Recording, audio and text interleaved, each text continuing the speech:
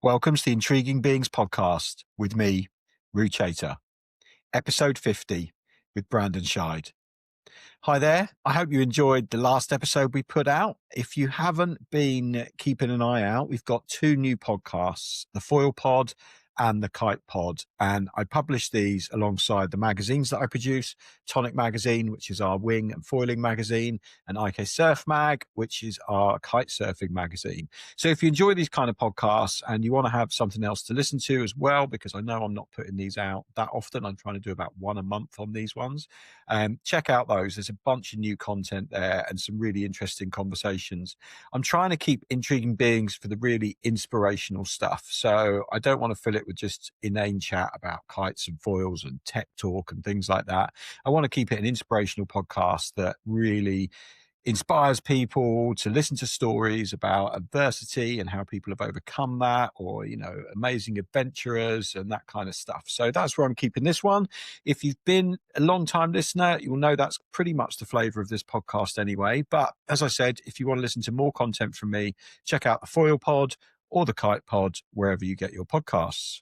So in this episode, I'm chatting to a good friend of mine, Brandon Scheid. Now, Brandon is a bit of a legend in the water sports industry. He was a huge kiteboarder, won loads of international events, was really good at the kind of park style riding, hitting sliders and obstacles and things like that, and was amazing freestyler as well. He's a really good guy. He's been a kiteboarding instructor for a large part of his career, and he absolutely froths on sharing the stoke. And that will come across in this interview. We talk about a lot of things, but mainly we touch on his accident that he had a couple of years ago, which nearly cost him his life. Brandon's a super passionate kiteboarder, and he got into speed flying or speed winging, which is basically flying down a mountain with a small parachute style wing that's just about big enough to keep you off the ground. The room for error in that sport is really small. I remember meeting a guy from Switzerland who sold it, and he had these speed wings in his shop, and people come in and they want to try it and they want to buy these speed wings. And his comment to me about asking me about it was, because I was quite interested at the time, was when they come into my shop to buy a speed wing, I sell them everything I possibly can because I know there's a good chance they won't ever come into my shop again. It's one of the most dangerous sports in the world. Imagine doing, 60, 70, 80 miles an hour down a hill, a few inches from the ground. There's no room for error. So if you make a mistake, you're going to crash. And it's a pretty dangerous sport. I've had a few friends that have had accidents within it. And needless to say, Brandon, being the character that he is, he saw it, he kind of got the bug, he learned to paraglide, and then he learned to speed fly. And I was watching some incredible videos of him riding around in Hood River, doing the most insane runs with barrel rolls and flips and all sorts of crazy stuff. Unfortunately, Brandon had an absolutely massive, horrific accident. He was lucky to come out of it alive. He spent about a week in a coma. He doesn't really remember very much about it. And the last 2 years, he's been dealing with a traumatic brain injury. The difficult thing about a TBI is that it's kind of hidden. A person can look fine from the outside, but internally their wiring is a little bit messed up and their brain's not quite functioning as it should. I wanted to chat to Brandon for a while, and we've been trying to make this happen, and we've bounced backwards and forwards and had a couple of dates in mind. So I'm really glad we got to do it. And it's worth mentioning, before we chatted, he explains, that he might go off on tangents. I might need to rein him in a little bit. But I was absolutely blown away by how much he appears to have recovered. I'm sure he's still struggling internally, and I'm sure this interview was really hard work for him. But it's probably one of the most interesting podcasts we've done. It's a great listen. I think you'll really, really enjoy it. The stoke that Brandon has for the sports he's now involved in, which is mainly foiling, he's super passionate about. We talk a little bit about that, and it comes across as well. It's a great listen, and I think you're really going to enjoy this one. Without any further chat from me, let's get straight into it. Today, I am sat down with a good friend of mine, Brandon Scheid. He is an incredible athlete who lives out in Hood River. If you've not come across him, you've probably been living under a rock. He won numerous events in the kiteboarding industry and was an early adopter of kite foiling and is an absolute frother on foiling now. But there was an interesting turn in his career, which is why I've got him on the podcast, because it's something that I think everyone will find pretty inspirational and quite interesting to talk about. But you were a big professional kiteboarder, and then I started seeing these videos of you speed flying down mountains in Hood River. And for anyone that doesn't know what speed flying is, it's kind of like paragliding, but instead of trying to stay up in the air, you're hugging the ground like a Exocet missile, with a very small wing and going at extreme speeds. And I have to be honest, Brandon, right? I had a friend that got into speed flying years ago, when it first came out, and he was called Martin Hogg. He was a great kiteboarder from the UK. He might be listening to this, and it blew my mind what he was doing. And I was like, oh my God, that looks so rad, because traditionally that sport was from the Alps, right? People were doing it with skis on their feet. They were going down mountains, and then they would hit the bottom on the skis and then like take off again. But he was doing it in the mountains of Wales just with a pair of walking boots on. And I was like, dude, that looks crazy. I almost went and had a go with him, and I was really tempted. This is going back maybe 15 years or something like that. And then he posted a video where he didn't quite get high enough, and he butt checked into a wall and just went from whatever speed he was doing, I don't know, 60, 70 miles an hour to zero. All his GoPros went flying off, and that was the end of his speed flying career. Luckily, he didn't get injured badly. He was in a, pretty beaten up way, but there was no serious injuries from it. But you sort of got to speed flying quite late, I would say. What was it that attracted you to that sport coming from a kiteboarding background? Yeah, so many topics to unpack there, but let's start with the first one. It's the world's biggest intro and question. Yeah, let's start with the first one, kiteboarding. I came into the world of kiteboarding in the early 2000s, as the sport was growing and finding its space. I was attracted to the sport because it's water. I grew up in the 90s action sports. It's like skateboarding, snowboarding. I grew up in Michigan, so no surfing. I mean, they surf there now, um, probably thanks to the foil a lot. But yeah, so I always wanted to just like be a shredder, if that makes any sense. Like, and the vehicle that I ultimately found was the wonderful world of wind sports, and it changed my life, like it does change a lot of other people's life. I was going this way, this way, this way, boom, right turn. I went to Cape Hatteras, life changed.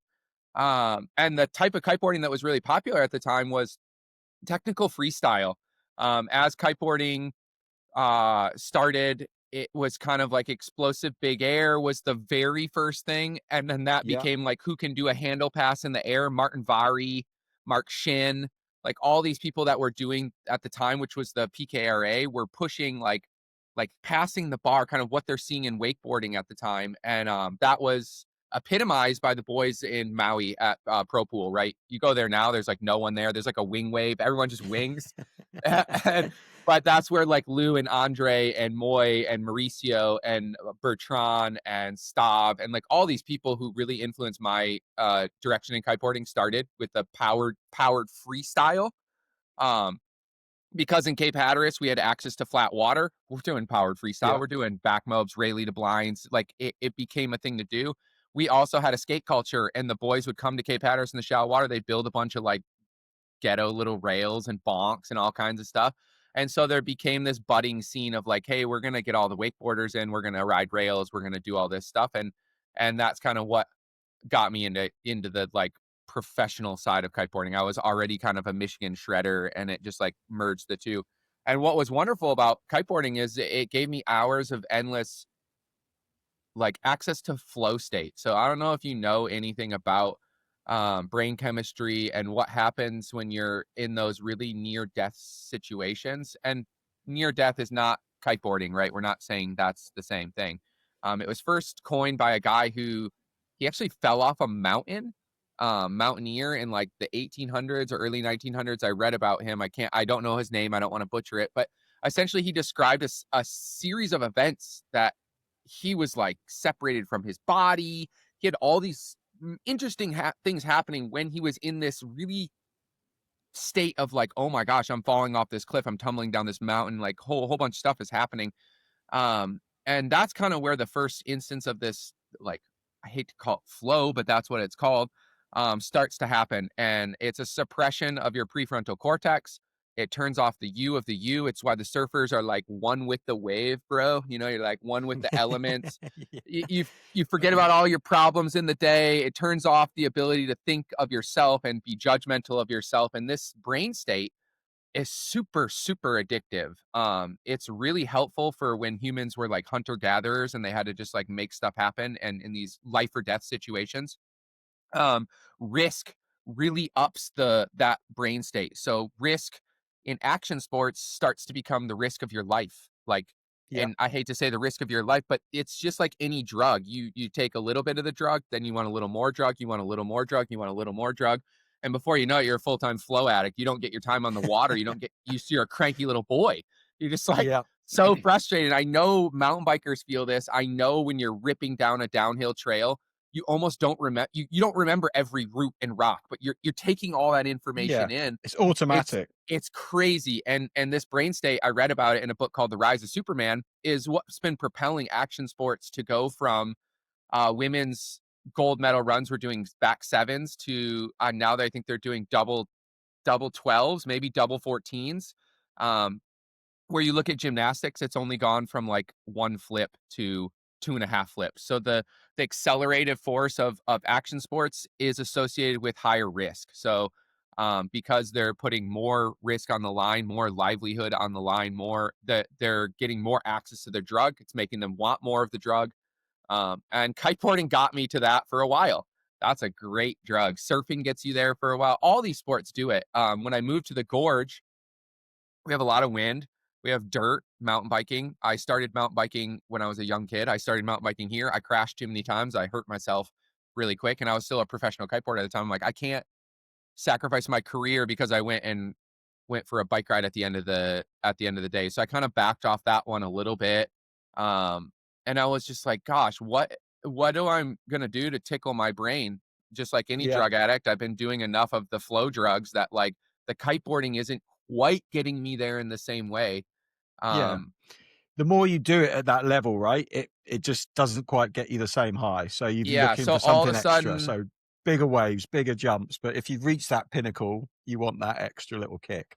I think big wave surfers must have it, like, they must get real cranky in the summer when there's no big waves, and they must that feeling when you're in the pit at Jaws or whatever, it must be so surreal, like, yeah, so the slippery slope that is this wonderful thing that gives us all the amazing stuff that kiteboarding and foiling. I think foiling gives us like immediate access to this, which is really rad. We can talk about that later. But um led me down a path where I was like, okay, the way I'm going to get to this is I'm going to learn to paraglide. And ultimately, my sight was right out of the gate set on speed flying.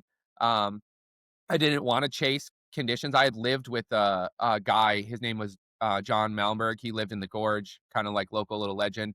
He actually passed away in a base jumping accident. But we lived with him when we first moved to the gorge. He was teaching a lot of people to paraglide.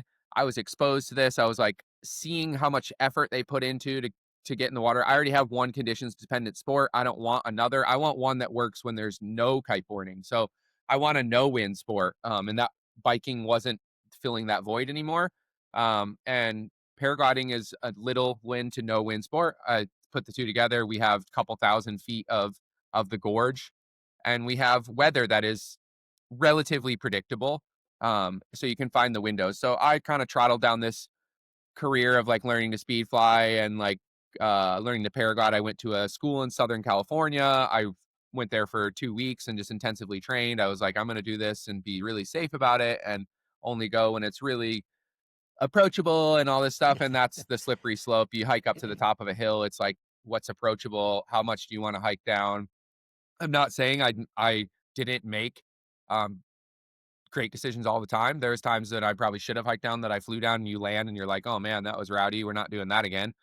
Um, the problem is taking a kiteboarding lens, which is like you always kind of get away with your sessions, even if the wind gets super gusty and the kite falls out of the sky, you can always swim in. Yeah. Um, the margins for error in air sports are really narrow. Yeah. And you need to be really respectful. And the more you have success, the more you build confidence and the more you like are like, oh, I got this. Bit And complacent.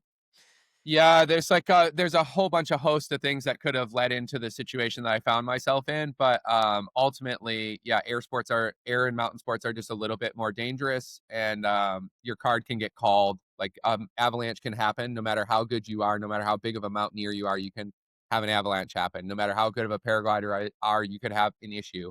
Um, No And matter when how did you? great of a mountain biker you are, you could end up like Adolf Silva, unfortunate Yeah, young man who broke his back doing double at the backflips. Like rampage. it's effective on all different levels. You have to be careful of the slippery slope that is the flow drug, because it convinces you that you can do anything, because you have to believe that you can do anything so that you can do anything. You think of the guys that are doing really, really big waterfalls and kayaks. Like how do you get in your boat and at the top of that thing and do it? You have to you have to believe. And how can you believe in those impossible things unless you get yourself into what I like to call like kind of an altered state? And because of all this speed flying, all this stuff, I crashed into the ground. I got really broken. I had a really crazy brain injury that gave me an interesting insight into the state of the brain, the neurological, like little wonderful spot we're all balanced in that's so delicate. Um, and yeah, it's so really been a crazy experience, one that has been super, super crazy. Started with So kiteboarding. how s- how did you transition from paragliding to speed flying? Like you obviously had speed flying on your radar, but at what stage did you think, right, I've got the paragliding sus now, I'm going to have a go at speed winging? And what was that first speed wing experience like? Dude, check it out. So shouts to Saboba. It doesn't in the same hands as it was now. It's a school, a paragliding site in Southern California that has been seeing a lot of skydivers are a likely candidate to get into speed flying. Right. Kiteboarders will get in there. Mountain bikers will get there. It's an interesting type of person that gets into speed flying. They're not paragliders. A lot of paragliders think speed flyers are really scary. Yeah. So it takes this interesting subset. So all these people were getting into speed flying in the early days when the canopies weren't super, super safe and they were just kind of like cowboy. And the school started to be like, hey, we're going to stop people from blowing themselves up. Come learn to speed fly from us. So they have a course that you can go that starts you on a smaller paraglider, and its focus is like, hey, we're not teaching you to paraglide. We're teaching you to ground launch. We're teaching you to fly terrain, and we're teaching you how to be safe so that you don't blow yourself up. Because I know you're going to go do this on your own. Because you can just go Yeah. buy It's you can just go buy a speed wing from anybody. yeah. Um, so I went to this school. We did some paragliding. My first speed flight technically was on a 16-meter. And I came into the landing and I was like, whoa, it felt really fast and like really intense. And because I said, whoa, they were like, okay, you don't get to fly the speed wing anymore. No, not fair. So I just got stuck on a paraglider for the whole time, which is fine, which is the right thing to do. Because I came from a lot of canopy knowledge. Look, like I've been Yeah, with a flying kite, canopies right? for years. Like I picked it up like so quick. I look at what's happening right now with all the big air kiteboarders. They're all getting like mustaches and going paragliding a lot, like Jason Vanderspoy and the boys in South Africa, the Luca Yeah. Cerruti. Like they're all kind of like paragliding. That's super fun. It's so addictive. It's 3D shredding in a way that you cannot do kiteboarding. It is bliss. You're way up in the air, but it's a very slippery slope.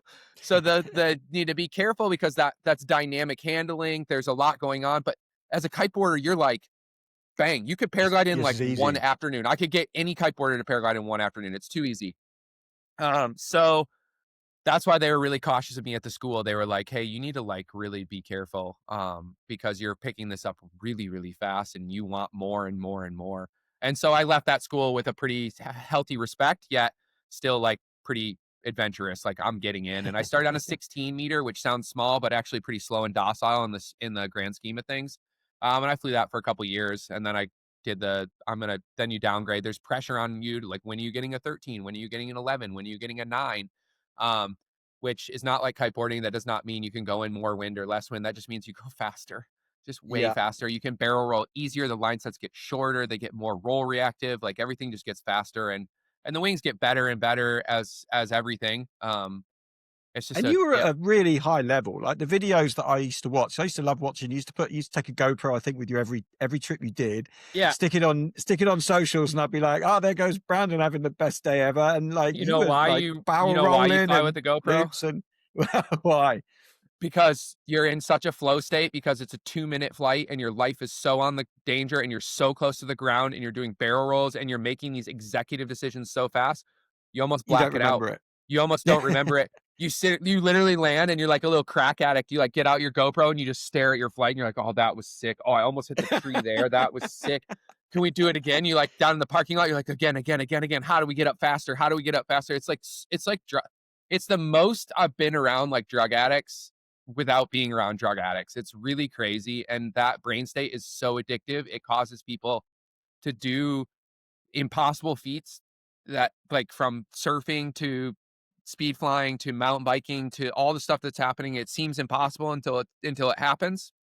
And it's all because of this wonderful little molecule in your Flow brain, all state. these wonderful little molecules. So what happened on the day that you had your accident? Because I remember seeing that on socials as well, and I was like, oh my God, that looks, horrific. Do you remember it? Do you remember being at the top of the hill and everything feeling different? Or was it just like 1 minute you're there, next minute you're in a hospital? Yeah, I have like a 3-week gap in my memory. So like I don't remember. It happened the day after 2 days after Thanksgiving, 2 years ago. I don't remember the Thanksgiving.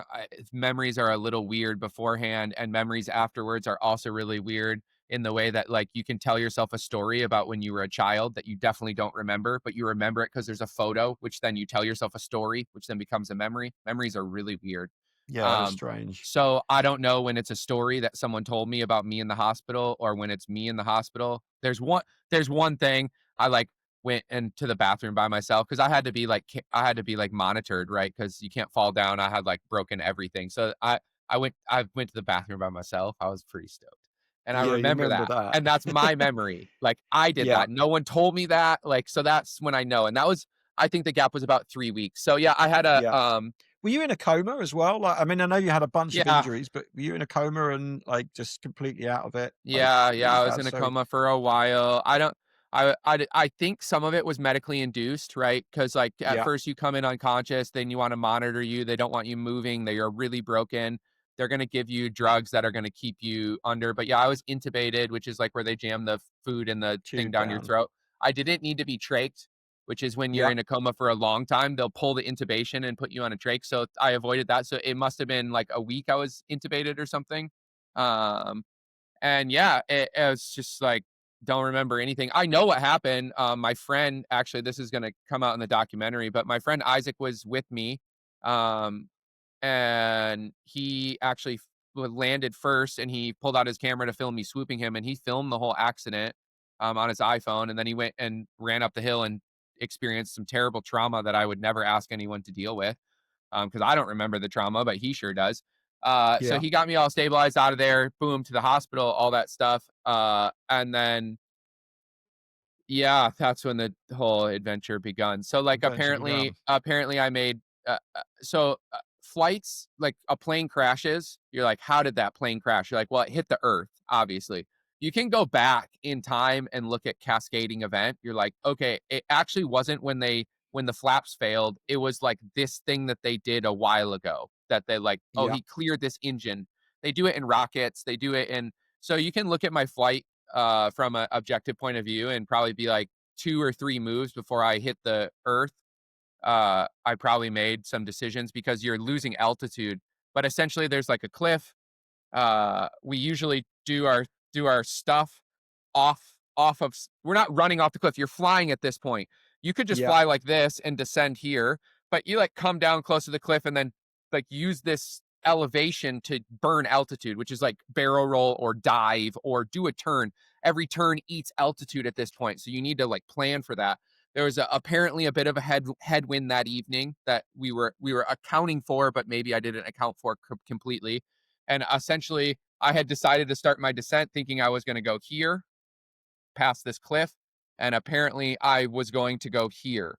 So Isaac said I made a couple of erratic flight path alterations to avoid doing that, which then my wing like kind of hit and or snagged up and or stalled on the edge of that cliff, and then I basically like fell off of that cliff into a big pile of rock. You would never want to be in this yeah. spot. It's a really gross Not spot a to place be you want to be. on this. Luckily, the lucky things that happened was Isaac was right there and he's dialed. He's a professional kayaker and he's dealt with like some heavy stuff in the kayaking world because that's really gnarly too. People die in that situation. And I was 95% of the way to the bottom. Like the the crew didn't have to. It's a really rugged, exposed hill that they can't do helivacs on. Like, if the mountain team had to show up and extract me from higher up on the thing, it would have taken more time, and with the way my condition was when on arrival and all that, that time would have been like, that time was Bad. really important. And so Yeah. the fact that I was like basically close enough to the road that they were basically like, "There's the guy, get him," was Yeah. really helpful. And we have life flight, so we have helicopter evac in the gorge because we're technically in a rural area. We don't have emergency services in our hospital, so you have to go to Portland. So that's a quick helicopter flight. We have that in our area. That's for our citizens. I encourage everyone in our area to have that. Um, because my brother-in-law, crazy story. My brother-in-law riding a strapless kiteboard in the river, had a little weird snafu. Board flips over. He goes to fall on said board, but it's shallow water. Board doesn't go down. Fin goes in the back of his calf, hits his femoral artery. Oh. His friends on the sandbar pinches his leg nerve. They tie a tourniquet, life flighted, saved his life. Same thing, crazy life flight, dude. You never know. Yeah, you never know when you're going to need it. So, aside from the brain injury, which we'll get to in a bit more detail, because I think that's quite an interesting thing, because it's kind of hidden. What physical injuries did you have, like in terms of like broken bones and stuff like that Yeah. as well? And So I basically hit here and like here and my whole right side. So I gotta imagine I like tucked and roll like a pro. I know how to yeah, crash. yeah, you got to tuck and Let's roll. you Yeah, gotta duck and roll, but that puts your face right in the yeah, mix. So I broke like a bunch of bones in my face and had a lot of trauma to my. They were gonna cut out and throw away my eye. I was gonna be like full patch guy, but some doctor like basically saved it in this crazy surgery. So I broke all that. I had a heap of lacerations to this part of my body. I broke my pelvis, kind of oh, like in that's the back of brutal. my pelvis. I I fractured a couple vertebrae in my lower spine, like down in my pelvis as well. Basically, all my lower back was pretty blown up. And then I never got an MRI because when you have a brain injury, you're an interesting person. And I yelled at the physio guy about how my friend Aaron Hadlow can kiteboard with his hurt MCL, and I don't need a GD MRI to tell me that you're gonna do knee surgery on me. I'm not getting knee surgery. Get effed. So I don't know what I did to my knee, but a laxity test means I did some degree of tear to my MCL and in my knee. And then the brain injury and like all that kind of stuff. Yeah, But like and that, honestly, I kind of like the fact that I didn't need a bunch of orthopedic surgery is kind of wild because I had a friend hit a pier with his kiteboard like a couple months after me, and he needed like so many things and rods and screws and all this stuff. And I'm like, it was hard, a hard yeah, hit, but like somehow I avoided all the really bad ones. I mean, I still had a broken back and a broken pelvis and all this stuff, but they didn't need to pin me up and like I didn't yeah, need to sit in the hospital all laid up in like elevation and all that kind of traction stuff. So and that was yeah, really helpful. The brain injury is really hard, yeah. but That's probably the it's toughest one, right? Because the bones heal, 6, 7, 8 weeks, your bones all heal. I mean, the Your doctors can your be like, do this ligaments, exercise. They're like, hey, go yeah, do this exercise and that'll make your muscles stronger. There's none of those for up here. It's really yeah, crazy. because it's still one of the least sort of, understood parts of our body, right? They still, even in this day in 2025, don't really know much about brain function and how it works. I mean, they know a lot more than they did, but it's still quite a mystery about how things are. So, how were you feeling after the accident? You must have been pretty emotional when you came round out of the coma. Were you like, what Oh happened? Or were you just like my tripping? goodness. So yeah, like I mean, you kind of like come to and you're like in the hospital and you're kind of just like, oh, okay. And they're like, they're like, okay, I don't remember anything at this point. So I'm just like, yeah, okay. And they're like, yeah, you've been in a bad paragon. My parents are there. My wife's there. Like all my, like they're there already. They'd been by my bedside because I've been in the coma and all that. And they're like, yeah, you've been in a bad accident. And I'm like, oh yeah, of course I have. Cool. All right. This is sucks, but dude, the acute neurological disruption following the head trauma was so insane. Like, and that the acute phase actually lasted for about 8 months. There was No way. more after that first acute phase, but uh so crazy. I don't want to like disclose too much, but my parents and like everybody knows, I've done some drugs in my past, some of the hallucinogens and some party drugs and stuff. It was so much like I was on party drugs. It was so insane. I was like talking to everybody. I would talk to nurses about their personal problems. I would like want to touch people's hair. I would like I couldn't access emotion. So like I would get emotional for like 1 second, but then because the right side of my brain was all off and messed up. So my left side was really logical. And he was like, you have nothing to cry about. This is how you're going to get out of this, blah, blah, blah, whatever. So emotion wasn't super accessible. Humor, no joy, no sadness, none of that kind of stuff. Just like this logical like thing that was driving me. It was insane. Like I read about brains. I was a science person. I'm very curious about neurologics in my whole life. I know about this stuff. It was so crazy to go through, and like you're aware of it, but you're not aware of it. But like I don't know. I don't even know how to describe it other than basically like imagine taking a shit ton of drugs and them lasting for 8 months. It's so crazy.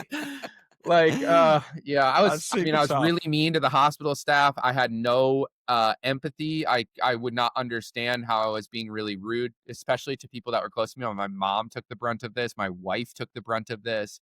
Yeah, I was going to say it And must be really tough for the people around you, right? dude, Because it's you know so you're gnarly. in it and going through it, and they're looking at you, going, "Hang on, like before this accident, it was Brandon, It's and now it's so this crazy. guy." And there's no assurance that anything's going to change. I mean, change is inevitable because that's what's going to happen, but there's no evidence of what the change is going to look like, how fast the change is going to come, anything you can do to help mitigate what's happening. And the effects are as varied as you can imagine because it matters what you bring into it and it matters what your brain is wired and where your brain gets injured. So if you and me had the same, most brain injuries, there's two ways they can happen. They can either you can get shook so much that the neurons actually like shear apart. That's called axonal shearing. It's where they pull the neurological connections apart. Or you can have kind of a big shake and that's going to disrupt blood vessels. And then you're going to have like little bleeds in your brain, which are like a clots akin to a stroke or like a hemorrhage. So both of those are going to disrupt the neurological flow in areas of your brain, and where in that happens really matter. If you do it in the back in your cerebellum where your optical centers are, you're going to have a really hard time with visual, proprioception, spatial. If you have it in your brainstem, that's where you turn into a vegetable because that's where all your regulatory stuff is. If you have it in your frontal and your temporal lobes, that's going to really affect your decision making abilities, the person you are, and it matters what side, left, right, middle. So it's really hard to put a finger on what you're going to look like, even if you and me had the exact same hemorrhage in the same region in our brain, because we're two different people and it would express in two different ways. So it's basically just a roll of the dice that doctors can't really tell you. Not their fault. They're not trying to be like, hey, sorry, we can't tell you you're going to be better. They wanna tell you that, they just don't know, and doctors don't like to say when they don't know. Like, I had so many doctors tell me, like, "You're not gonna be able to do sport again. You're not gonna be able to walk on the beach. You're not gonna be able to swim. Dude, you have no balance." They would, like and this is, like, the craziness of it. I would go into the rehab, right? 3 weeks post-injury, and they'd be like, "Alright, Brandon, you can stand up, your back's broken, but we're gonna like support you. So you're gonna balance. You ready to do some balance without your wheelchair and your walker?" And I'm like, I'm a pro kiteboarder, and Yeah, I've got this. I'm on the party drugs at this point, so I'm Yeah. mania. I'm like yelling at everybody. I'm telling them I want to do push-ups. I'm like, and they're like, "All right, go ahead and balance." And I'm like, they let go of me. I'm like, sick. I'm kind of wavering a little bit, but I'm like, yeah, I got this. I've And they're got like, this. okay, we're gonna go ahead and have you close your eyes. So I close my eyes, I fall over instantly. I have no sense of balance, proprioception, none of that. It's all out the window. Yeah, so like the trials and tribulations of brain injury are everything from emotional dysregulation to physical dysregulation to spatial dysregulation. And it's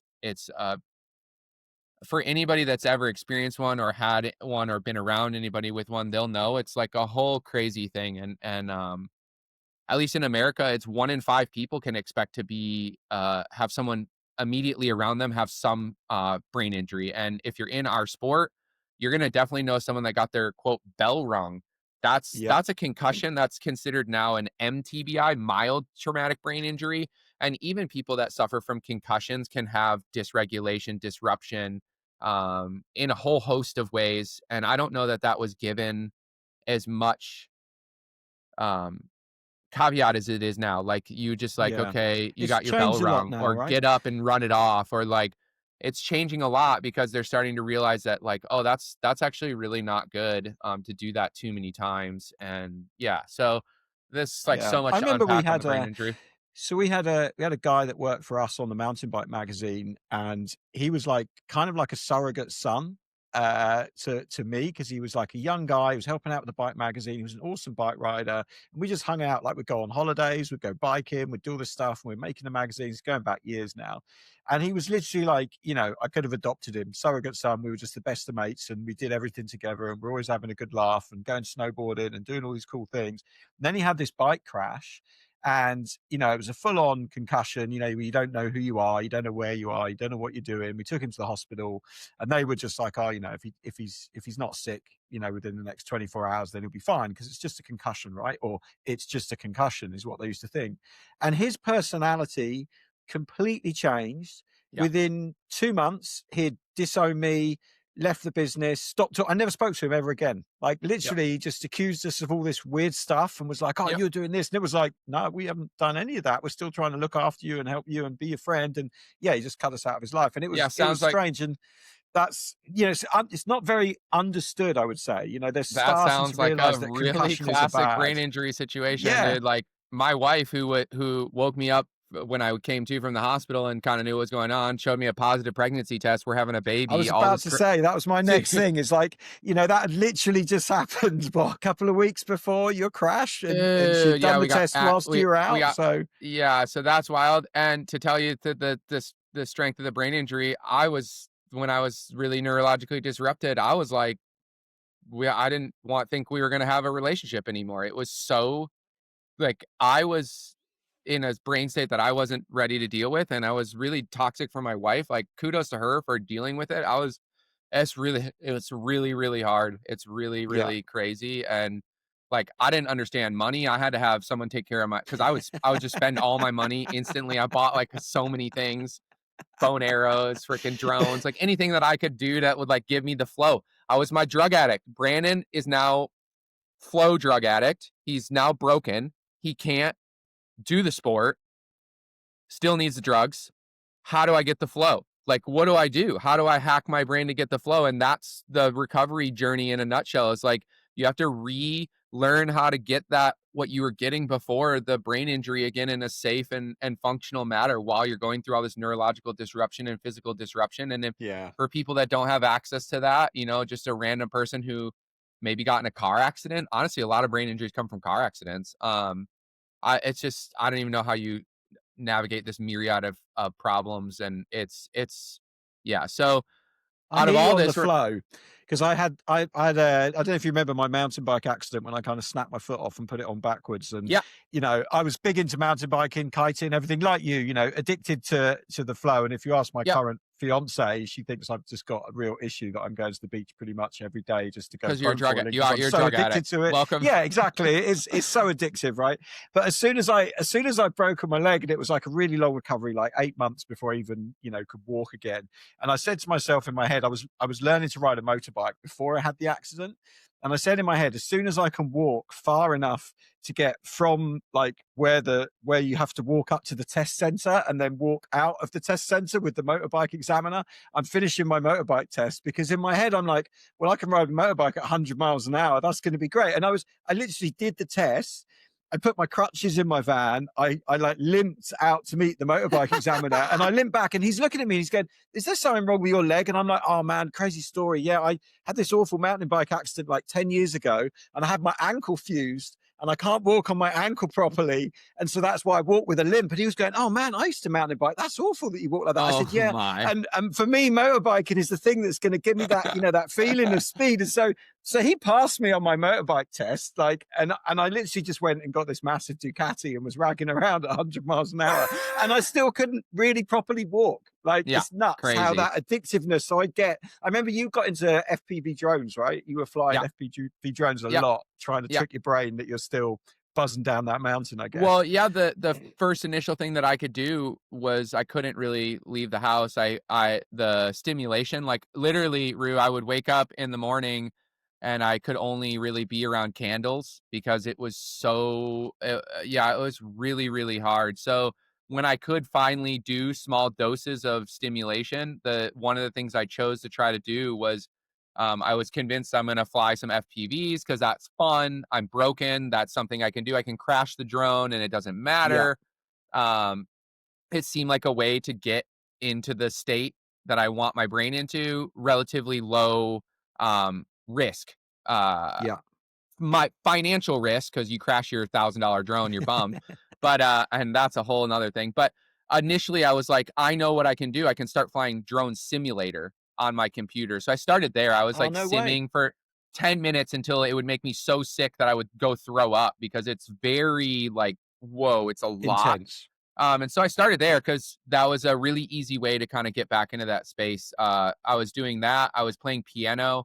I was doing like walking and a lot of breath work and sauna and meditation and like journaling and honestly, we were filming a documentary which is coming out this year at the time, so we were kind of logged into that a little bit. And as soon as I got cleared for my broken back and stuff, I was basically convinced I was going in the water, and I made my wife take me in the middle of the winter, and we started that whole journey back to foiling, which was super powerful and for sure gave me a way to through this mess. But How long would you say the recovery was, like, from I think you mentioned 8 months of, like, being in the acute phase of the brain injury. I know you're still recovering from it now, mhm. 2 years on, right? We had a conversation before we started the podcast about, how it affects you and stuff. But, how long was, like, the physical recovery? When did you start, thinking you could get back on the water? Yeah, so the injury happened in November of 23. By March of 24, so that would be like 3 or 4 months, I think my bones were healed enough that I was cleared for swimming. I was cleared to do some things, definitely not cleared to go in the water, go wind sport, but at this point, I started doing small, like, skateboard with the wing in a parking lot. So I was like exposing myself. At the time, my back couldn't really take the loading of like holding the wing or wearing a Yeah. kite harness. No way. So um, it was about 4 months until I was like, I could go light cross country skiing. I was starting to try to like move in the water. So the physical injuries were about what you would expect for broken bones. 6 weeks of acute stabilization, and then you're doing lots of PT. I was doing Recovery. 2 time daily workouts. I was doing everything I could. Like, I eat really well. I'm a professional athlete. I know what it is to train your body for physical performance. So I just took control of that because once again, I was a mania person. I was controlling everything I ate. I was overhauling everything with no sugar, no cat. Like, it was a whole crazy thing because of the brain injury, just in general. So the physical stuff actually, dude, it's walk in the park. Then I had, then I had, like I said, I had eight months, I say, of neurological disruption. So that would be anything from, oh, I need to sleep for 20 hours. Oh, I'm crying all the time. Oh, I'm so dizzy I'm throwing up in the river. Oh, I'm yelling at everybody. Kind of like really a lot. And then that broke, and then started the 14-month slide into like some pretty heavy depression. So like Yeah. my mom suffered from depression my whole life. I've known about it. I always thought it was just hilarious. Not, I hate to say hilarious, but I always thought it was like, how could you be so sad? Like, what, like, I was just like, and even I was warned by the guy who was helping me deal with my brain injury. We were doing hyperbaric chamber. We were doing all kinds of alternative therapies because the like modern medicine's like, I don't know. And you're like, okay, here we Yeah. go. So I'm working with this doctor, Dr. Call, here in town. He put me in the hyperbaric chamber. He's giving me like neurological tests. I did this thing where your brain is hooked up to sensors, and if you're in the right brain state, the screen will stay on, and you have to just like think the right way, and the images stay on. It's really weird. So we're doing all kinds of weird stuff. He's like, hey, get ready. Uh, you're gonna have a massive, probably have some depression. And I was like, yeah, this is when I was on the party drugs mania, Brandon. I was like, Yeah. yeah, I guess right. you're This is super I've been on manic, this. super Woo! high, and Been there's on got to this be for a 6 months. I'm sleeping like 4 hours a night. I'm just a crazy person. there's got to be a low right after the high. That's always the He was rules. like, It's "Yeah, you Einstein's. ever party?" I was like, "Yeah." He's like, "What's the next day?" He's like, "It's a pretty bad hangover." He's like, "Yeah, that's from one day of partying. You've been partying for like what's it going on like 8 8 months. months?" And I was like, Yeah. "Shut up." Nuh-uh. And so then began the slide into like some pretty heavy, like, I'll be honest, I've never had suicidal ideation. I'm not going to act on any of these ever because I love life and I know better than that. But like that was coming up a lot. And that's not something that I normally would have in my ethos. So obviously, as that started to get more and more heavy, hard to get out of bed, hard to do much. I have a baby at this point, I was going to and we're say, yeah, because it's Flint, right? Flint would have yeah, arrived like pretty much just as you were coming off your high, or maybe just at the end of your high. right, Then yeah. Basically, he was born at the end of since he's put July, up with you so for that long, and now she's giving birth, and then you've got a yeah, baby to deal with. Like that's a lot. yeah, yeah. And then I'm still trying to navigate. Like Nash was super supportive at this point. They were just like, heal.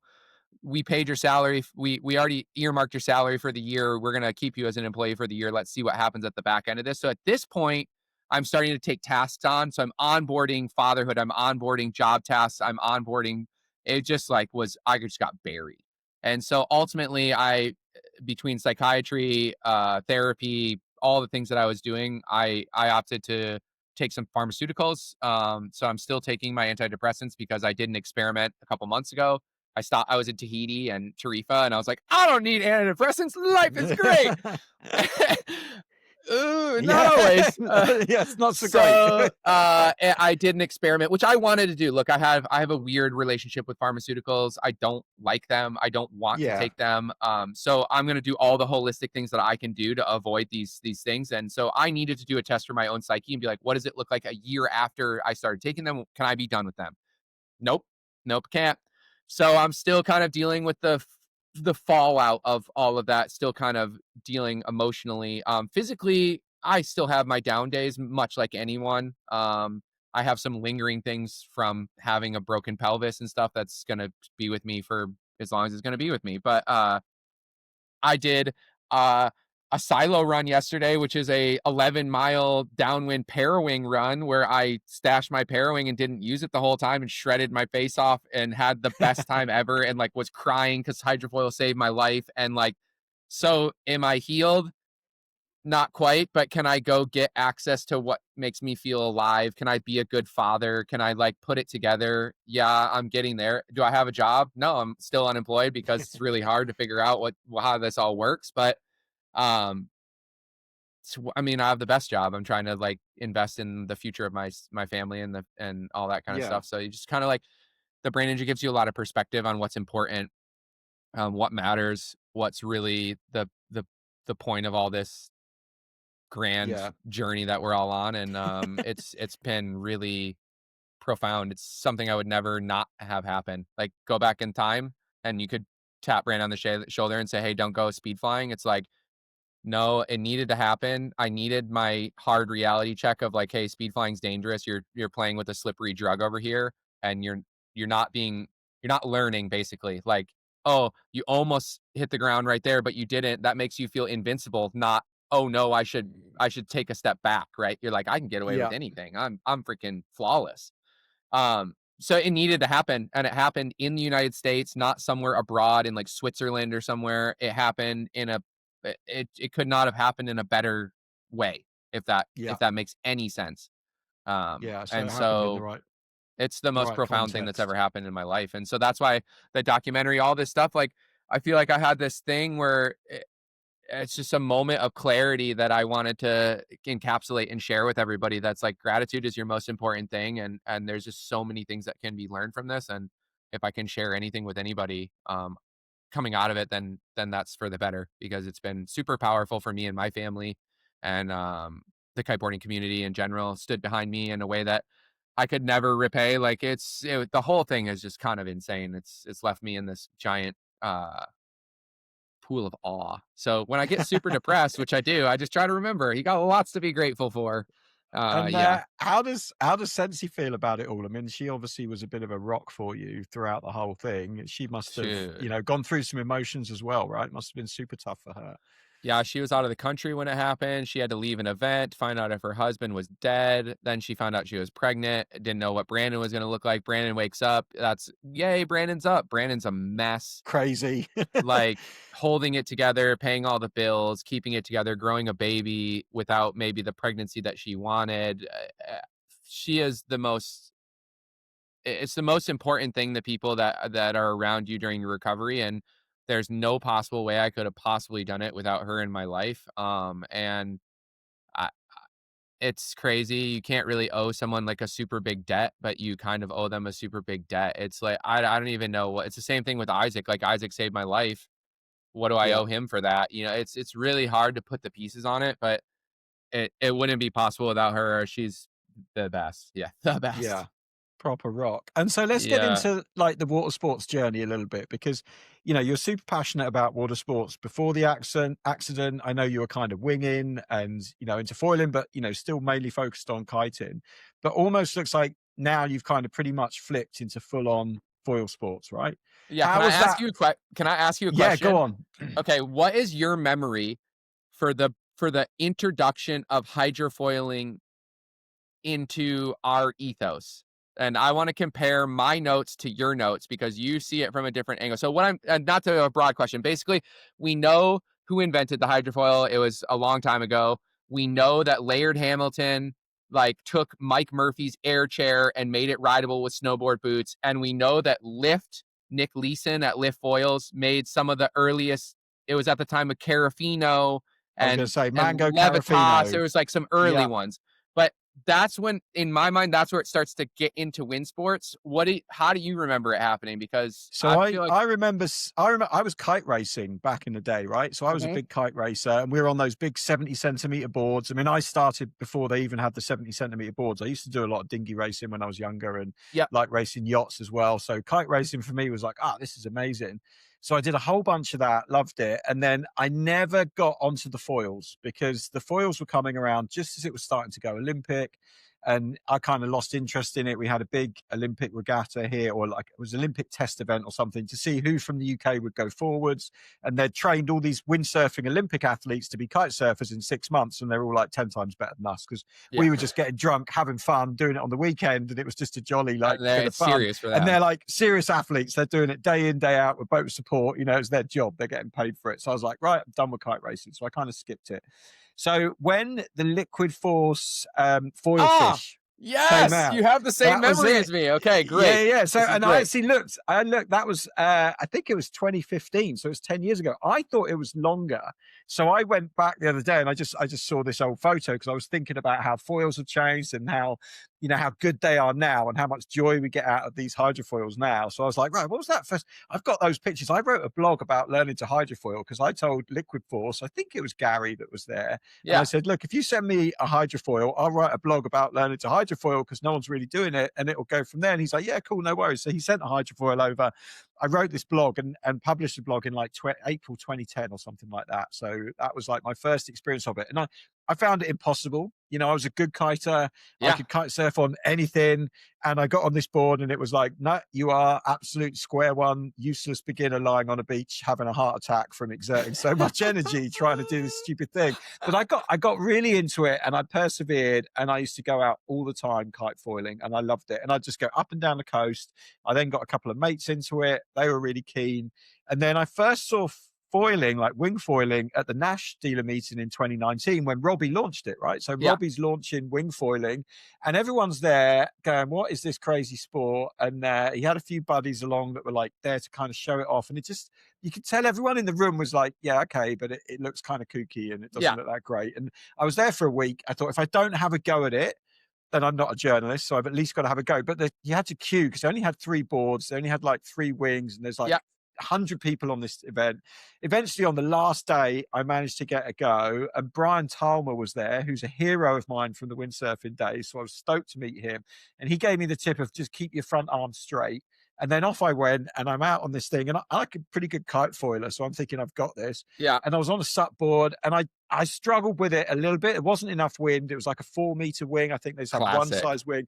And I Yeah. struggled. There wasn't enough wind. I could sort of feel it. And then I got like one little flight and I was like, oh, yeah, I'm off. And then coming back the other way, obviously you always have your good foot, Nightmare. right? Your good going Yeah. one way, nightmare the other. So I ended up with like a mile hike back up the beach, dragging this kit going, this is a dumb sport. It's never going to Yeah. take off. And, Yeah. from a publishing perspective, we were kind of like, is it going to take off? Is it going to be a thing? What do we do? I then went with F1 to Madagascar, and they gave me another go on some wing foiling gear. But all the F1 guys are like 60 kilos wet, right? And I'm like Yeah. 85 kilos Yeah. dry, 90 in a wetsuit. So I'm in Madagascar. They give me this wing foiling kit, and it's like a 60-liter board and a Classic. 3-meter wing, and it's 40 knots. Like it is nuking, right? So Yeah. I go out on it. It's offshore. I'm like getting blown around, like struggling, can't get on it. And then I end up flipping the foil through the wing. And I'm like, damn, it's their photo shoot. Now I've like totaled the wing. So I'm then swimming back with it, going, I just Oh can't see this my. taking off. And then eventually, I think that year, I got them to send me some kit. And I was like, I've got to learn this. So it would have been 2020 that I actually put the time in. It was like COVID. Yeah. We're coming out of COVID. And I was like, right, I'm going to learn this. And I put the effort into learning it. And now I love all of it. I dock start, I prone foil, I'm Yeah. into downwinding, para winging, wing foiling, have it all in the van. I do whatever. So yeah, so that is my experience of coming into foiling from I a like I kiter's like perspective. I really like that you brought up the foil fish, because what the point I want to make, and you vindicate this point, is so when I first was exposed to foiling, it was like Haru, this random French brand, made this Yes, video that was really I beautiful. remember It was like, them. I want to fly or something. I just remember it being so beautiful and like, wow, this is really cool. The foils were hard to get at the point. They were kooky. No one had them. No one was hydrofoiling at this point. This is when people were like selling lots of sups, because that was the light Yeah, wind alternative. You show up at the beach, you don't have wind, you sup. you go Um, paddleboarding. yeah. And so I like saw this video. I was like, oh my God. Uh, I had broken my hand in Brazil that year. I like broke the metatarsal, which means you can't grip. And I'm going to Yeah, Maui to do like pro pool, and I can't do pro pool. I'm like, oh no. So I called up Nick from Lyft and I was like, yo, can I get a foil? And he was like, you can buy a foil. And I was like, thinking I was gonna be a pro kiteboarder and get a foil. I was like, oh, okay, I'll buy a foil. And I bought like a race foil, because I want a good one. I don't want a low aspect, like yeah. I don't want to. I lame don't want to one. buy a beginner foil. I'm going to be really good. I'll get the high So end, but I I'll bought just like buy a once. really Only buy sporty once. foil, and I didn't have a board, so I rode for liquid force. So I got a wake skate. I was like, I'm just gonna strap this thing to a wake skate. It's gonna work, and it did work. Like, we did end up riding that foil a bunch in Maui that winter. My friend Jason Slezak, my friend Julian, who was working at Liquid Force at the time, myself, and Gary Siskar, who you brought up. Yeah. The four of us like kind of got the bug that winter in Maui. We were riding in no wind. We were like, this is amazing. We're flying around. It's so fun. And we were like, where do we get one of these? We called Carafino. We're like, we want one. They're like, get on the No, waiting you couldn't list. We're get like, one from him we're at like, all. what He'd waiting list? only We sell need it to one. you. He'd have to give you a lesson on the beach at the same time as you were there, and then he wouldn't really let you. Like, it was bizarre. Like, they had a business model that was like, we've got this thing, but you can't have it You unless you can't come have with it. us and do a lesson. So we couldn't get them, and we were frustrated. But Gary, being and knowing that we have the capacity that we do at Liquid Force for wakeboarding, we are like, I think we can make one. So we made the first aluminum extruded, because we wanted it cheap. We made a low aspect wing because we wanted it really easy to ride. We paired it with a wake surfer because that was a board that we had access to, a mold that was already open. We didn't have to put a ton of resources into opening a foil specific board, because that didn't even exist at the time. Yeah. And we launched a foil fish, and it was freaking sweet. Everyone really liked it. It was getting people into foiling. And it really opened up the light wind capacity in kiteboarding. It changed my vision of what kiteboarding can look like, what size kites you need in your quiver. Almost immediately following that, I think Slingshot launched their aluminum extruded one. All of a sudden, Nash, Cabrina, like, Do you all remember of a the sudden the wing Cabrina one? The sports, Cabrina one was horrific. Like, it that was one was really bad. It was it was like a pretty bad. plastic front wing. Yeah, It it's pretty was bad. just But awful. the point is, all of the wind sport people at this point, surf is still doesn't care, wake doesn't care. There's no dock pumpers. There's no nothing. All these kiteboarders are like, yeah, we're going to do this. Like, all of a sudden, Yeah. foils start to get popular because it's a light wind option. And then all of a sudden, things get better. Foils get slightly better. They get lower aspects, so they're easier to get up on. All of a sudden, like Kai's paddling in the surf niche starts. And then the boys in Maui start realizing that you don't need a kite, you can use a wing. And so the hydrofoil is the birth of all this. And now I would argue that people identify more as a foiler than they identify as a kiteboarder or a winger or a, like, you're like, no, I'm a foiler. I foil in X variety of ways. Because Yeah. you're addicted to you're addicted to the drug because the foil gives you the flow. So it's your new vehicle to get the flow, and you're like, oh, it's not windy. How do I get my flow? It's like, I'll get lithium and I'll do it with electric, or I'll pump it, or I'll Yeah. whatever you got to do. Um, and we were really proud of that at Liquid Force, that like no one really will champion it, but I'm going to champion it because like we had a lot to do with making the hydrofoil popular in the niche of wind sports, which then Oh, ultimately 100%.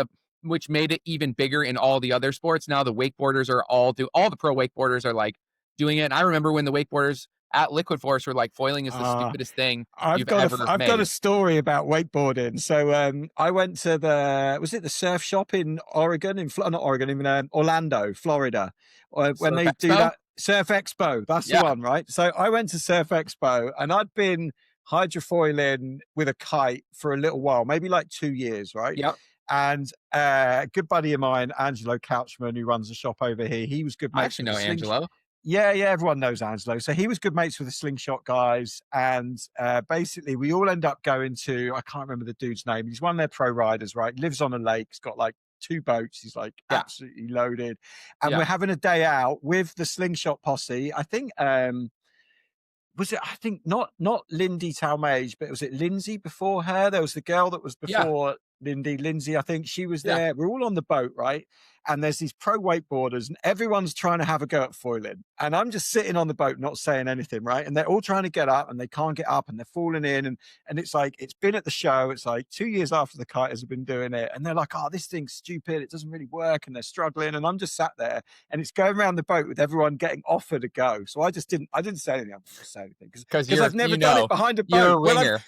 I've never done it behind a boat, right? So in one part of me is going, well, I can do this. Like this is easy, but I'm also going, damn, I've never done it behind a boat. I've wakeboarded a few times, but I'm not really big into wakeboarding. So Yeah. I don't know, maybe I can make it work. So I didn't say anything. They're like, "Dude, do you want to go?" I said, yeah, I'll have a go. And there's this amazing video of me just popping straight up first time, and then like carving like all around. And these dudes, like these pro wakeboarders that are like so insanely good at wakeboarding, they're just looking. And one of them turns to the other and he goes, "He might be the best wake foiler in the world about now." Wow, And I dude. was like, "Yep, Put that made on the it. Yeah, list, yeah." I dude. might put a link to that in the show notes. But yeah, it's a funny video, and it's just classic. But I Yeah, mean, it's interesting how fast that forward, changed it. literally all those people that were like, this is stupid, now Yeah, realize that like you can use a boat that doesn't have a massive wake. You can do so many amazing things. Uh Liquid Force offers a hydrofoil now. Um Hyperlight offers one. I hyperlight. think Yeah, Ronix has one. All the wakeboard Slingshot definitely has them. So yeah. all the people have seen the light at the end of the tunnel because it is a wonderful way to experience water. It's it's unlike anything that you can do in your life. It's people compare it to powder, they compare it to whatever you want to compare it to, but it's completely unique sensation to itself. It's not like flying, it's not quite like snowboarding. So there's something there that hooks you. It's a cerebral activity. If you're hunting swell or you're trying to make waves work, you're using your brain to access the like critical thinking. You're in the flow, you get to turn. It encourages people to like it the friendships and like the community around foiling is really great. Same with kiteboarding. It's very inclusive, not exclusive. If you show up with your foil, that no one's going to tell you like they're more friendly than they are negative. And it's just a wonderful group of really motivated individuals. And one of my favorite things about it is I am 40. I'm in good shape and I do it. And it makes sense that I can hydrofoil.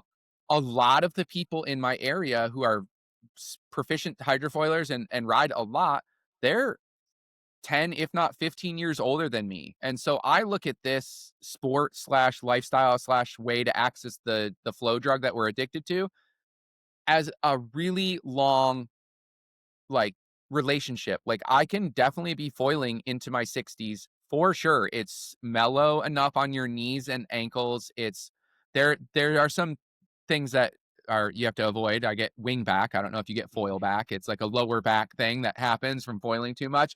Um but it's really encouraging that like there's a long runway for this sport that doesn't involve a lot of serious injury and accesses all the wonderful things in my brain. And the pairwing is just a new iteration of that again. Now, an even better way to do it. All I do is pairwing these days if I can. Yeah, it is nuts, isn't it? I mean, one thing I'd say about it is it's hard. Like we talked about, my first experience of learning on that foil fish was like, oh my God, this thing's tricky. Yeah, But then what's interesting, I think, with foiling is it is hard. Like I think wing foiling is probably the easiest way to learn to foil is just to go wing foiling, right? You've but got a it's nice hard big still. board, but it's still hard. Yeah, Like it's it's still still hard. hard. Like to make that decision to like go and learn it, you're going to be in the trenches, falling in, sucking, and just going, this is, the amount of times I've sworn so much at the kit and just gone, this is the stupidest sport in the whole world. I hate this. And still now, right? I have Yeah, days when there's not enough wind. You're out on a power wing, you can't get going, you're bobbling around on a board and you're just yep, sitting there, just turning the ocean blue with your language, just saying, yep, this is awful. So my sort of, interesting question to you, I guess, is like, it is hard. And it comes down to muscle memory, right? So when you get good at it, you don't even think about it anymore. You're in that flow state. Your yep, feet are doing all these micro movements. You're flying something underwater. And kiteboarding used to blow my mind. You're flying a kite whilst piloting a board across the ocean. But now we're flying something under the ocean whilst piloting a kite or a yeah. wing or whatever. It's kind of nuts. So when you were in your recovery, I remember seeing some stuff on social media of you starting to go foiling again. How hard was it with the brain injury to kind of get that muscle memory back, get that skill set back? Because the videos I watch of you now, like you're shredding, you're like, Hmm. you're up there with the best guys out there, absolutely ripping. But when you first got back on that foil, having had the brain injury, how much harder was it to try and, get back to a level where you could get that flow state? Yeah, really hard. Yeah, it was. Is it I like won't. learning all over again? You're I like, yeah, I won't can lie. foil, and then your brain injury is like, now you can't foil, and you got to do it all over again. Yeah, honestly, I think for product design and like at the time I was working in the product department at Nash, it was a wonderful opportunity for me to be exposed to becoming a beginner again. So like understanding the pain points that a person walking into the sport with no knowledge, I mean I have knowledge, but with no ability is gonna suffer with. So that was a really good insight into the ability. But yeah, I would basically say I went back to beginner. I couldn't hold power, so I couldn't ride with like power in my wing. I had to ride really big foils, slow big foils because I needed the balance. I had to ride a short mast because I couldn't balance and I couldn't be falling from super high. Like it wasn't good for me to take a lot of head bonks. Basically, I'm never allowed to take head bonks anymore. Yeah, But yeah. No more um, concussions. and then I was riding a 125-liter downwind sup style board because I needed the balance and it was wide and hard to deal with. So it was really, it was honestly, it was really quite challenging. And I have a like a long history of riding the hydrofoil. Like I have the muscle memory in there. And it wasn't easy to just turn the switch and access it again. It was very challenging. So for all those people that are getting into the journey of foiling and frustrated and they're like, man, I just can't get it. It's hard and it comes with perseverance. And that's why it's so amazing. Cause when you do get the magic in the foil, it feels really good because you worked really hard to get to it. I think in teaching kiteboarding, I could take almost anybody. And in 3 days, I could probably have them riding, if not 1 or 2 days. If I skip, like, here's how you body drag, or if we have shallow water, like in Cape Hatteras, I can teach you to ride a kiteboard in like 1 hour. But to get you to be able to generate power and get up on a hydrofoil to wing, dude, like Yeah. could be months till you get that golden nugget. So, like, in terms of kiteboarding versus wing foiling way more approachable. You can walk in any body of water. You're going to see a lot of people that look your age or your ability level mastered it. And you're like, wow, it's so easy. That 75-year-old man's doing it. But it is actually hard earned, where kiteboarding is really intimidating. You're like, I have to hook myself to this thing and get dragged down the beach. But once you're in the water and you put it together, dude, you can be riding Yeah. pretty quickly. So I think that's important distinction is wing foiling is less intimidating, but a little bit harder. Yeah. But once you understand it, the foil is so efficient and so amazing. It can be really longevity in your career. You can do it for a long time with little effort. Especially wings are getting better, foils are getting better. It's all getting better. Yeah. So it's just getting more accessible, and it's It's phenomenal. This is the best thing ever. Foiling is the best Well, thing you ever. Like, the other thing as well is like living in Hood River, right? You've sort of woken up in what used. Do you remember when I came to AWSI about 6 years ago now, and I was there, you were there, we were hanging out, and you were like, "Hey, have you been kiting yet?" And I'm like, "No, it kind of looks pretty junky, like it's gusty. It doesn't really look that much fun." You're like, "No way, you can't leave Hood River unless you've come kiting." And in my head, I was like, "Look, I'm here just working and interviewing people and chatting and pitching the magazines and stuff." So I wasn't really that fussed about getting on the water because I was doing other things. And you're like, "You're not leaving without coming." And you took me out, and I can't remember where we went, but like way up the river. And you were like, "Come on, we're going." And it was like on a 5 meter kite. It was yeah, nuking sounds about windy. right. And then we were just ripping in those waves and just Yeah, riding those waves. And I was like, "Oh, okay. So Hood River's not just like a gusty kind of junky launch site where no, they do the event. There's more to it." But even so, it was really fun. I've got some GoPro footage of it, I think, somewhere. And it was a really fun session, like chucking rainbows and like you're hitting these yeah, swells, and it was great. But like for kiting, it wasn't like going out in like breaking waves or like one eye or anything. It was fun, but it wasn't there. But obviously now for foiling, that's like the golden ticket, right? It's just dude. unbroken rolling swell, We endless hit unbroken rolling swell. we hit the jackpot. Like, the windsurfers came here because it's strong wind and there's like bump and jump conditions. No Yeah, rolling waves, easy. It makes sense for windsurfing. It's windy as there's good conditions. It's not wave riding, but wave riding on a windsurfer seems really hard and really scary. And like, you don't want to ride waves. You want to ride the unbroken swell, basically. So yeah. same thing. So you don't get Then comes killed. kiteboarding. People want to jump. They want flat water. They want rails. We moved here originally because it had a slider park. Like, we were into rails and it had a freestanding slider park that was out all summer long. You could hit it. There was contests here. It was just a nice place to live, mountain biking, all the stuff. We moved here for that. We had no hydrofoiling wasn't really popping at that point. You could kite hydrofoil. Then comes strapless kite surfing, becomes really big in kite surfing. You can come here in the river with a strapless kite surf, gaff turns, do airs, learn the front shove its and all that stuff. It's actually pretty fun for that. But for regular flat water twin tip riding, man, it's not that great. It's gusty, it's choppy, it's not the best, I'll be honest with you. It's fun. It's windy a lot. Almost every day in the summer, it's 20 knots plus. So you want to go somewhere where you can kite. You're like, shoot, I got to get breakfast. And you're like, I don't care. It's going to be windy all day. You're like, oh, I didn't make it for that session. You don't have to schedule around session, which is Yeah, glorious, it's just windy all day. but it's not always great. But fast forward to hydrofoiling Yeah. and winging, you're Make like, crap conditions great. okay, so strong wind makes winging easier because you can ride smaller boards, smaller foils, and smaller equipment. A 5 meter wing, I don't like riding 5 meter wings. I'll do it, but I'd rather ride like a 3 meter wing where it's powered and wind and waves come together here. When it's really windy, it's really wavy. So we like wind here.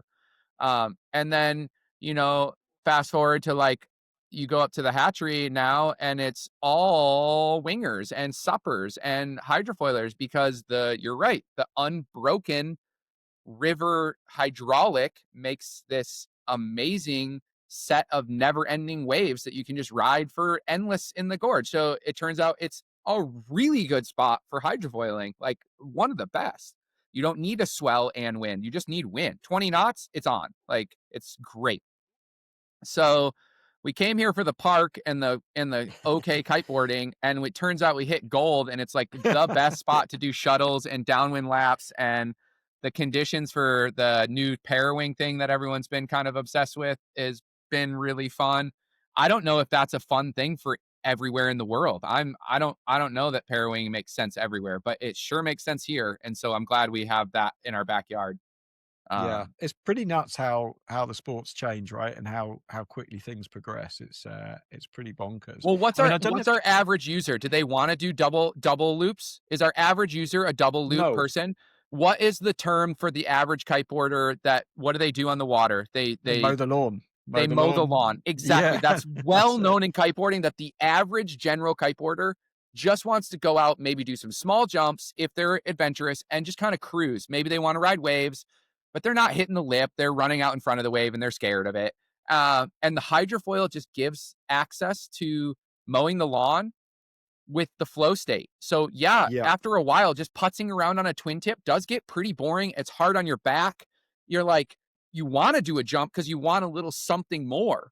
Well, the hydrofoil can give you that something more without having to access that other side of the sport. It's obvious it's going to become the thing that people gravitate towards because the average person is going to use the mow the lawn excuse to just have fun mowing the lawn on the foil. It's perfect.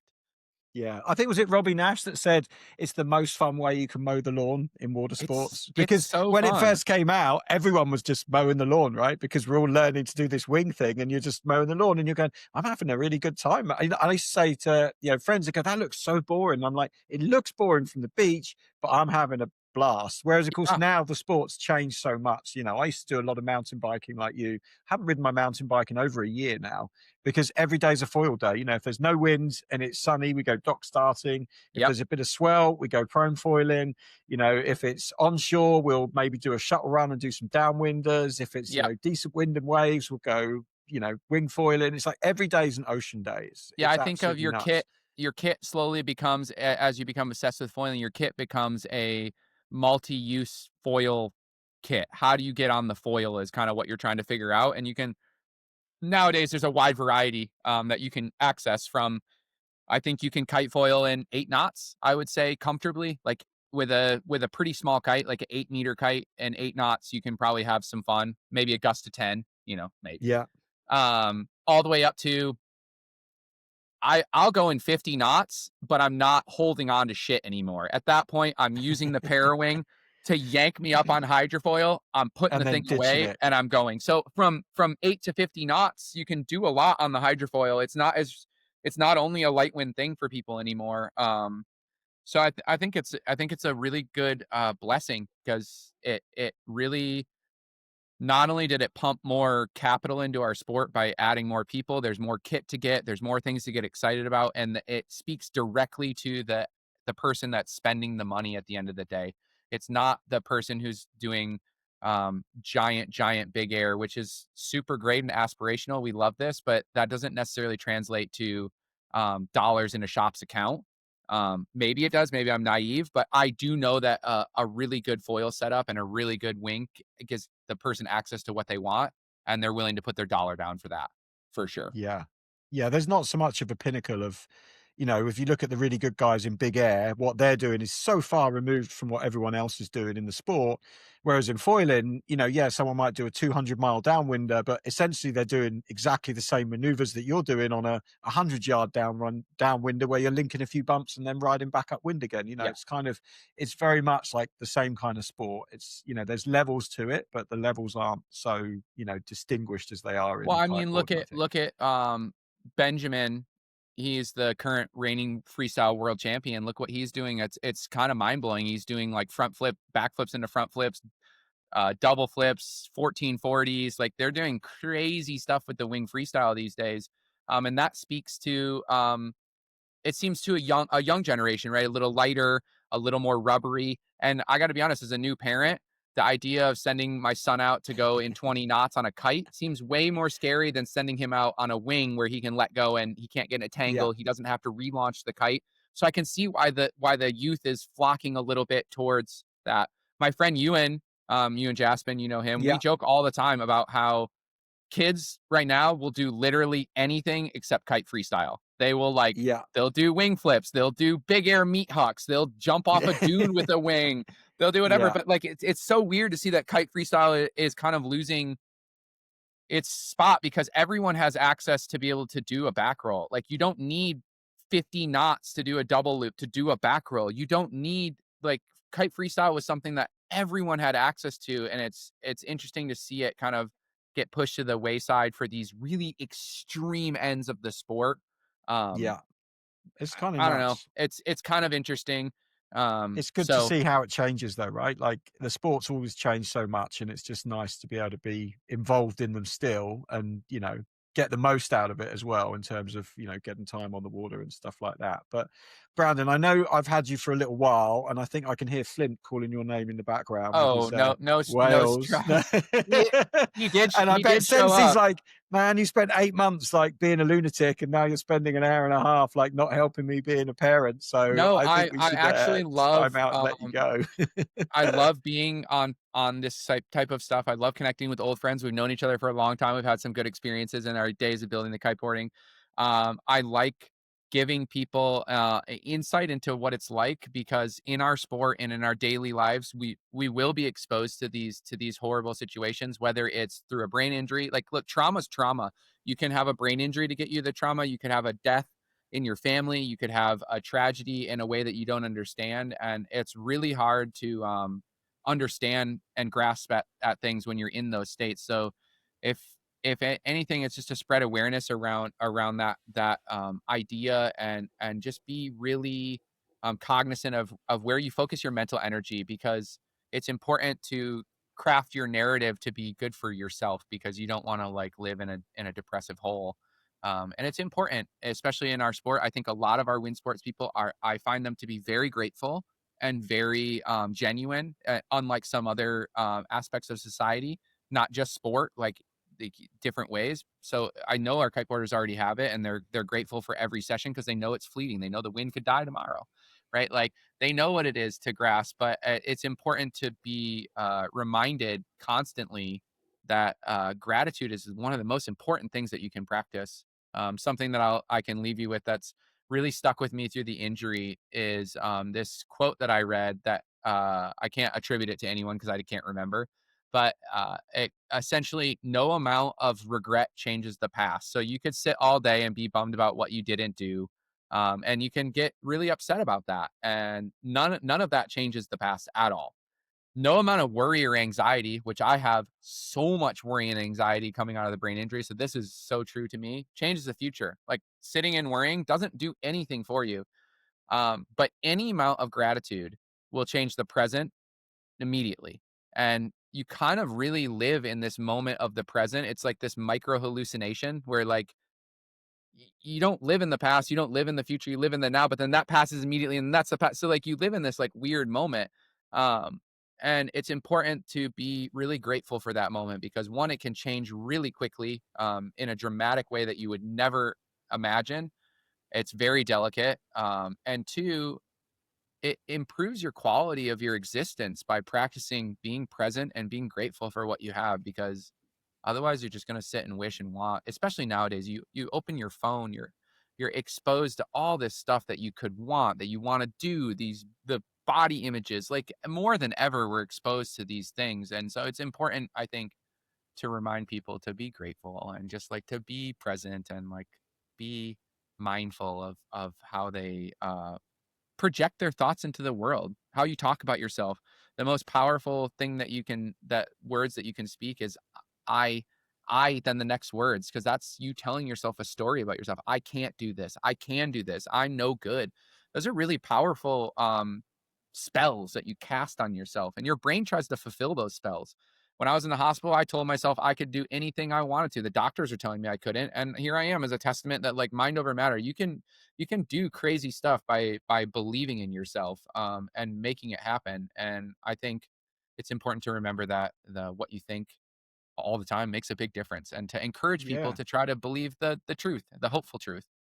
Well, I'm super grateful that you came on this podcast, and I'm really grateful that you shared that story as well, because I know it's a hard thing to talk about. And what I would say, and I want this on the record, so I'm going to keep this in the recording. But before we did this podcast, for anyone listening, me and Brandon were having a chat and a bit of catch up because we've known each other a long time. And you were saying, oh, because of my brain injury, I can kind of go off on tangents. But you know what? I think that was one of the most coherent interviews I've done, considering 2 years ago you've had like, everything. I can't even think there's, I always, when I'm recording these, I'm always going through going, oh, right, I probably need to edit that bit, or, which bit. And that was just amazing. You did really well. So, hats off to Thank you, you. buddy. That was Hey, the fantastic. You should be doctors told proud of yourself for that, because that Yeah, was the really good. doctors told me I would know that my brain injury is getting less of a problem when I can convince people kind of that I didn't have a brain injury. Like, if I didn't talk about an hour about how I had a brain injury, you'd be like, "Wow, Brandon's he's really whatever." He sounds And then, fine. yeah, the other thing that came out of the brain injury, which is super sick, is the gift of gab. So I was always pretty talky, but now I'm really good at bringing points around and like weaving stories and not getting lost in my stories, and like when Yeah, I like was I working at thought at some points I was going, oh, is he remember where we're going with this? And then you'd bring it right back to where I wanted you to get to. And I was going, yeah, wow, he's really woven that in. Like I thought I'm you were off on really a good for tangent and you products. weren't. You were totally in control. So I'm very, very impressed, buddy. You want me to, like, make you some marketing about how good your foil is? Let me ride your foil and then point a camera at me? Dude, you will get the marketing that comes out of this mouth these days is pretty awesome. So that's really useful for whoever wants to use that, but, right now it's my wife.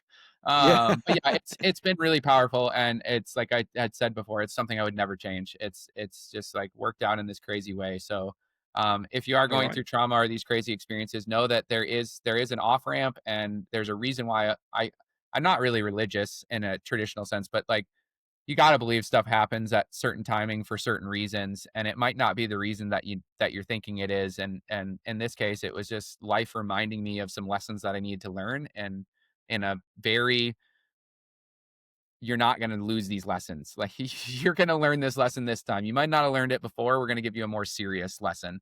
So you got to just take these things with stride and gratitude, and find ways to weave a positive story out of it. And I think it's you got to amazing. hydrofoil because Yeah. that's really what you got to do. That's That is the parting shot. Anyone that's listening, you it. need to go and get yourself on the hydrofoil game because it's amazing. Well, look, Brandon, thank you so much for that. That was fantastic. I really enjoyed that. Great. I'm glad. I'm glad I can give any insights. And then the final thing um, is I am making a documentary. I talked about it. It's going to Yes, come we out. did mention it, It's didn't we?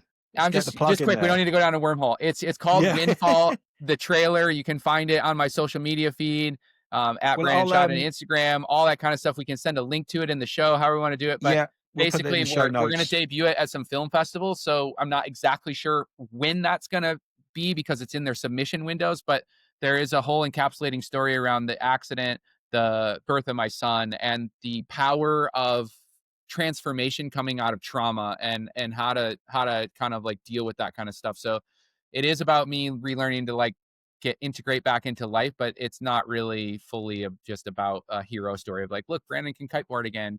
Because there's a lot more going on than that. So that'll be exciting, and I hope people can learn from that. And if anybody has any questions, just message me. I love talking. You're like, hey, I got a brain injury. Can you help me? Heck yeah, I can try to help you because that's just where we're at these days. So I'm around. Awesome. Well, look, thank you, Brandon. That was fantastic. Bye. And there we have it. I hope you enjoyed that one. I certainly did. Brandon's a really lovely guy, and his passion for the sports that he loves really comes across in that. I'm so pleased he appears to have made what I would say feels like a pretty amazing recovery. You know, I couldn't really tell that there was very much wrong with him in that interview. We talked about it beforehand. I might have to check him in and he might go off on tangents, but you know, even when I thought he was perhaps going a little bit off topic, he'd rein it back in and get back on subject really quickly and actually weave the whole story together really well. So I was amazed by that, considering everything he's been through. Kudos to his wife, Sensi, for putting up with him. It sounds like he was a bit of a nightmare for a while there, but you know, that's all part of the recovery, and it's great to see him almost back to his normal self. I'm sure internally he's still struggling, and it's an injury that he's probably going to be dealing with for the rest of his life, but it's great to see him doing so well. I really hope you enjoyed it. I'll be back with more content from Intriguing Beings soon. In the meantime, check out Foil Pod and the Kite Pod. I'm putting content out there almost every week on those podcasts, so there's a lot of content going up on those. But I'm going to take a little bit of time to reflect, think of someone who would be a worthy follow-up to that interview, and also episode number 51. Anyway, thanks for listening to the Intriguing Beings podcast with me, Rue Chater.